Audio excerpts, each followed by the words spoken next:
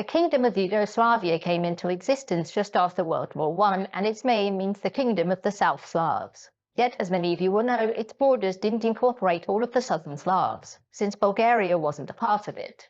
But given how powerful the movement of Pan-Slavism was at the time, why didn't Bulgaria ever join Yugoslavia? So Yugoslavia came into existence just after World War I. As Austria-Hungary was falling apart, these Slavic regions broke free and declared the creation of the state of Slovenes, Croats and Serbs, which very quickly asked for political union with Serbia. The reason for this was that Yugoslavism, the movement for the unification of southern Slavic people, had been a powerful rallying force against the Habsburg Empire. In Bulgaria, Yugoslavism wasn't a very powerful motivator, though. The kingdom saw itself as the successor to the medieval Bulgarian Empire, and it had already existed as an independent country for 40 years. And as such, its people didn't need Yugoslavism to motivate them, since they had good old-fashioned nationalism and irredentism. Speaking of which, Bulgaria and Serbia had been to war twice over the previous decade, and as such, unsurprisingly, their peoples hated each other. Bulgarian leadership claimed these lands and the people there as their own. The two countries continued their mutual distrust until World War II, when Bulgaria helped the Axis in carving up Yugoslavia before also helping them to lose the war. It was occupied by Soviet troops, and both it and Yugoslavia became communist nations soon afterwards.